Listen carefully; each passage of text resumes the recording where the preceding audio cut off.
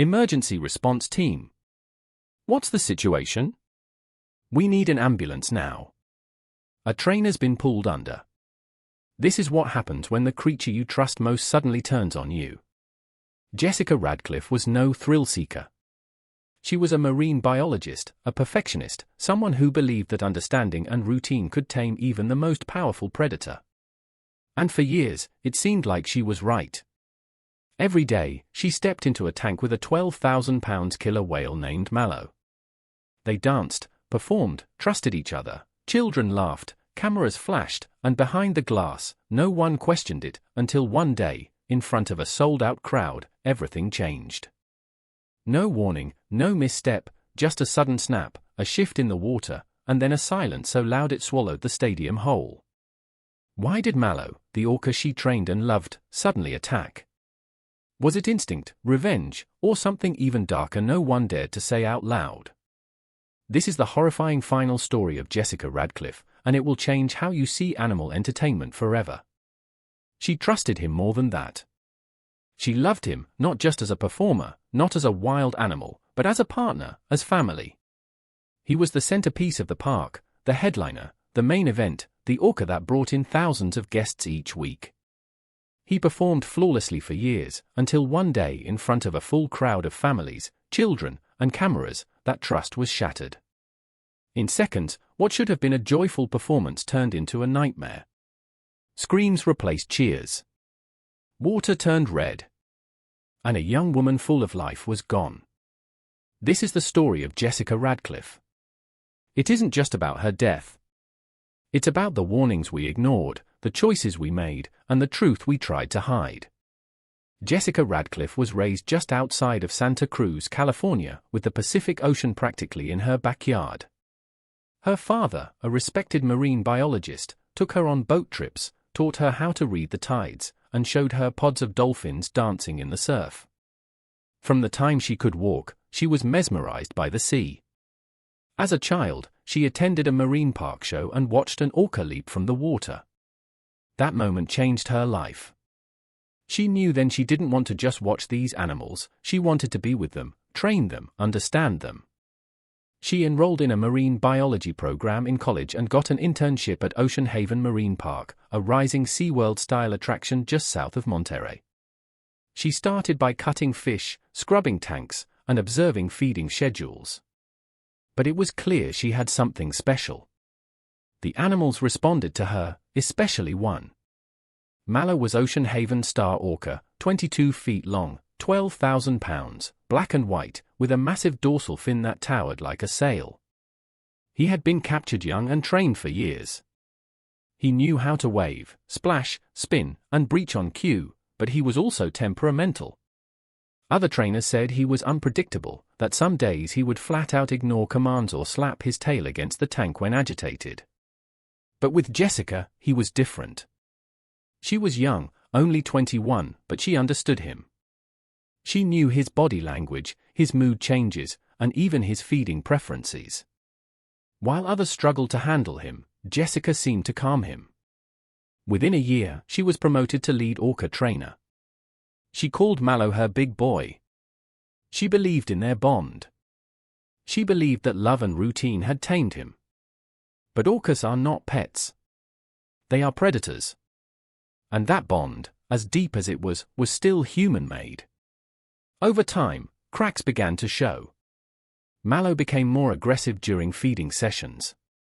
He once lunged at another trainer, forcing them to leap back. He ignored whistle cues and slammed into the tank walls hard enough to echo through the stadium. One junior trainer filed an internal incident report.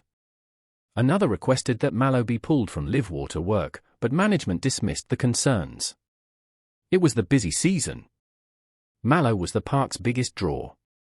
And Jessica, she wasn't blind to it.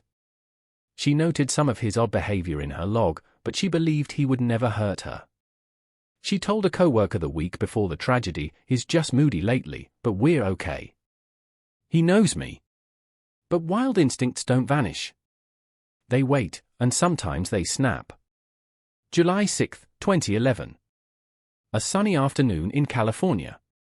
Ocean Haven was packed. The stadium was filled with over 2,000 guests, families, school groups, tourists. People clutched ice cream cones, cameras, and stuffed Ocar toys. The music played loudly as the announcer introduced Jessica and Mallow. She stepped onto the platform, smiling. The crowd roared. Mallow surfaced beside her. The show went smoothly at first. Mallow did every trick on cue. He leaped. He splashed. He spun. And then came the finale, the synchronized swim. Jessica dove into the water, waving at the audience as Mallow circled her. It was a crowd favorite, a routine they'd done dozens of times. But not today. Mallow stopped circling. In a flash, he lunged. His jaws clamped down on Jessica's torso. She didn't even scream. He yanked her under the surface with terrifying force. Gasps erupted from the stands. Parents pulled their children back. Screams echoed.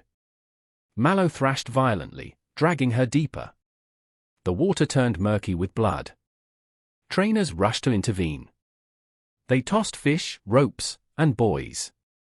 One grabbed a pole and shouted commands. Nothing worked. Jessica was underwater for over a minute. When he finally released her, she floated motionless. Divers pulled her out. Her wetsuit was torn. She had massive internal injuries, crushed ribs, and had drowned. She was pronounced dead on the pool deck. The park was evacuated in minutes. Children were crying. People screamed. Others stood frozen, horrified. Ocean Haven released a bland statement, a tragic accident. But those inside the park knew better.